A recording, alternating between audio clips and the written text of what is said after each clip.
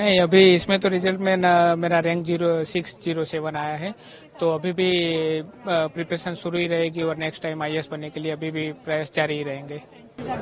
ये रिजल्ट अच्छा आने के कारण आपकी पढ़ाई अच्छी रही, इनके कारण क्या पीछे मकसद रहा, क्या टारगेट रहा, किस तरह से आपको ये अचीव करना पड़ा? वो शुरू किया वो ऐसे एज फैमिली रिस्पॉन्सिबिलिटी शुरू किया। जब मैंने शुरू किया था तब मेरी जो मदर थी वो हमारे गांव में ही एक जगह पर वो कहते हैं कि वो टॉयज की जो लारी होती है वो करते थे, और मेरे पापा उस समय पर एलआईसी में पियोन थे। तो वहां से जर्नी शुरू हुई। तब ऐसा गोल नहीं था कि यूपीएससी करेंगे। जो छोटे शहर से आते हैं तो इतने बड़े गोल नहीं होते, लेकिन जैसे जैसे एज ए सीनियर क्लर्क शुरू किया, फिर म्यूनिसिपल चीफ ऑफिसर, तो लगा कि अभी भी स्कोप है इस फील्ड में। तो फिर मैंने जॉब में से रिजाइन कर फिर से यूपीएससी की जर्नी शुरू की, और इस साल जीपीएससी में रैंक 2 और यूपीएससी में रिजल्ट आया है। क्या आगे जाकर गवर्नमेंट में जुड़ेंगे तो गवर्नमेंट के साथ क्या प्लानिंग, फ्यूचर प्लानिंग, किस तरह से किस सेक्टर में जाने की बात करें? कहे ना तो कि मेरी पूरी जर्नी है वो गवर्नमेंट में ही रही है, स्कूल हो, कॉलेज हो, और यूपीएससी की भी जर्नी मैंने यहाँ पर सरदार पटेल इंस्टीट्यूट में रह के की है।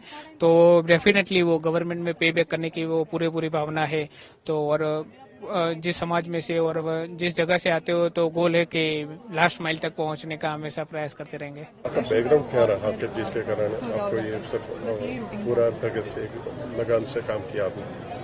बैकग्राउंड तो आप लोअर मिडिल क्लास में से आते हो तो आपके सपने भी उस समय बहुत छोटे होते हैं, लेकिन जैसे जैसे आप एक्सपीरियंस लेते जाते हो तो लगता है कि इस फील्ड में आगे जाएंगे तो बहुत सारे लोगों की हेल्प कर सकते हैं। तो वही मोटिव है और इसी मोटिव से आए हैं।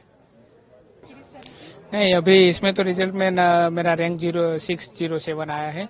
तो अभी भी प्रिपरेशन शुरू ही रहेगी और नेक्स्ट टाइम आईएएस बनने के लिए अभी भी प्रयास जारी ही रहेंगे।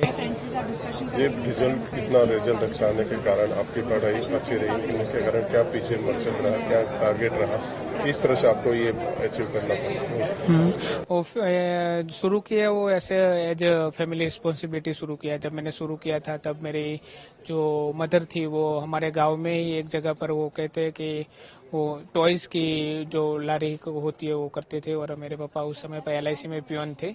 तो वहां से जर्नी शुरू हुई। तब ऐसा गोल नहीं था कि यूपीएससी करेंगे।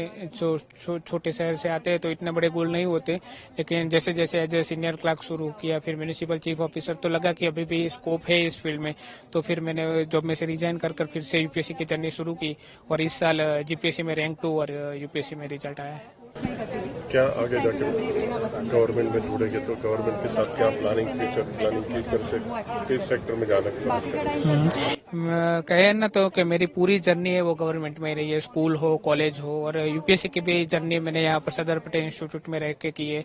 तो डेफिनेटली वो गवर्नमेंट में पे बैक करने की वो पूरी भावना है। तो और जिस समाज में से और जिस जगह से आते हो तो गोल है कि लास्ट माइल तक पहुंचने का हमेशा प्रयास करते रहेंगे। बैकग्राउंड क्या रहा कि जिसके कारण आपको ये सब पूरा तरह से लगान से काम किया आपने?